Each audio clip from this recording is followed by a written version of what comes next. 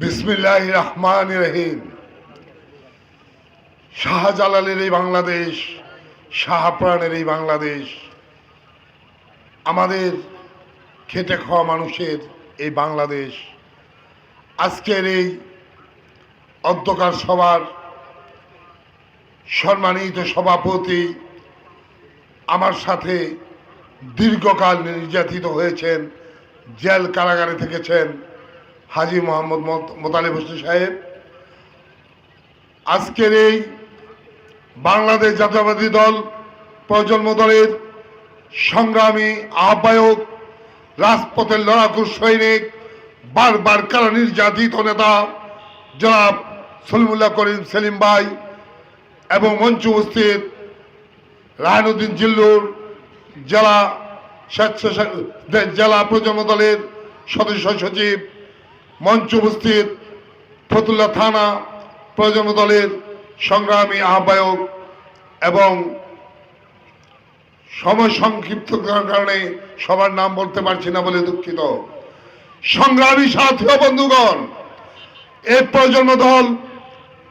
প্রজন্ম দল আজকের এই প্রজন্ম দলকে জানিয়ে দিতে হবে, আমরা এই প্রজন্ম দল থেকে বর্তমান প্রজন্ম দলের যে নেতাকর্মীরা আছেন, উদীয়মান যারা প্রজন্ম দলে আছেন, তাদেরকে জানিয়ে দিতে হবে ওই শেখ মুজিবের ওই গুলে ধরা ইতিহাস মিথ্যে, ওই শেখ হাসিনার ইতিহাস ছিল মিথ্যে। আমাদের এই প্রজন্ম দলকে আজ আমি বলে দিতে চাই, আমার সামনে সাইডে যে প্রজন্মরা আছেন, আপনারা জেনে নিন শেখ মুজিবের কুলঙ্গার, তার ওই বংশ থেকে একজন মুক্তিযোদ্ধা ছিলেন না। সংগ্রামী সাথী বন্ধুগণ, আওয়ামী লীগ হইল একটি মিথ্যের দাবানল, আওয়ামী লীগ হল একটি অন্যায়ের দাবানল। তার প্রমাণ এই বক্তব্যলি এই আকবরনগরে সন্ত্রাস নির্ভয়ে সন্ত্রাসী করেছেন, অনেকের গোয়ালের গরু নিয়ে এসে জবাই করে আনন্দ উল্লাস করেছেন, এবং এটা আমরা সবাই পত্র পত্রিকা দেখেছি, এবং আমরা এই ইতিহাস কখনো বলতে পারবো না। ওই আওয়ামী লীগের ওই গুন্ডা লীগের ওই নাম বলবো না, নাম বলে হাইলাইট হয়ে যাবে, তাদেরকে উচ্চারণ করে বলতে চাই, আপনারা মোতালিব সাহেবের উপর অনেক অত্যাচার করেছেন, আপনারা আমাদের বিএনপি নেতাকর্মীদের উপর অনেক অত্যাচার করেছেন, এগুলো আমরা ভুলে যাইনি। এবং এই মঞ্চ থেকে আকবরনগর থেকে আজকে বলে দিতে চাই, আপনাদের যেখানে দেখা হবে সেখানে আপনাদেরকে কবর রচনা করা হবে।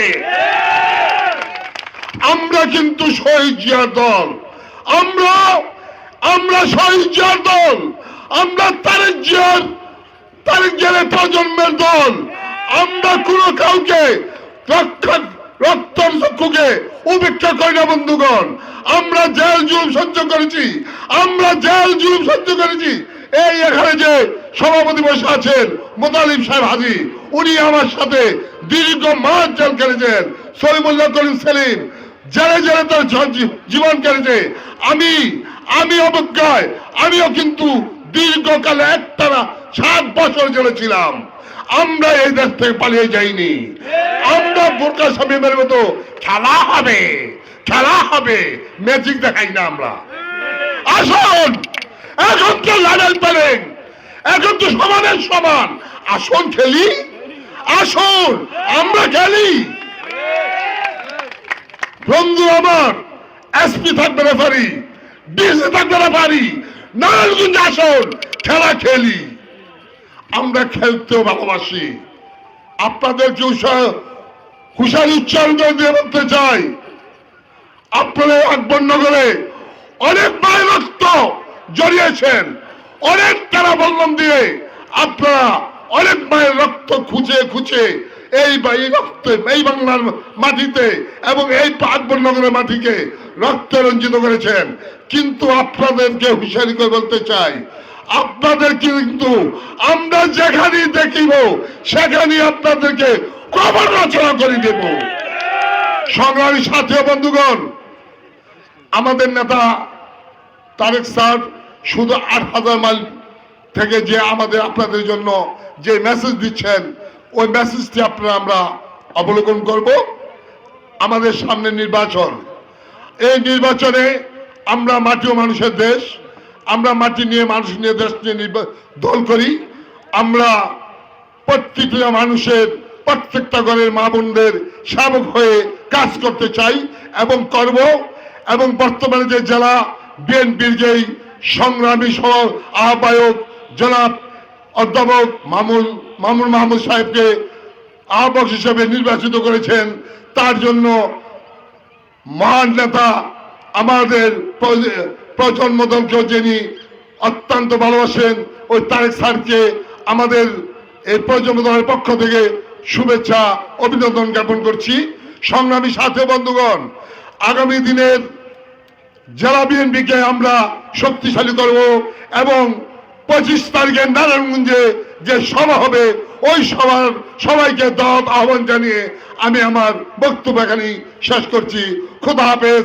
বাংলাদেশ জিন্দাবাদ, বাংলাদেশ প্রজন্ম দল জিন্দাবাদ, বাংলাদেশ জাতীয়বাদী দল জিন্দাবাদ, শহীদ জিয়া অমর হোক, দেশনেত্রী বেগম খালেদা জিয়া জিন্দাবাদ, তারুণের অঙ্গার তারেক জিয়া জিন্দাবাদ, জিন্দাবাদ, জিন্দাবাদ।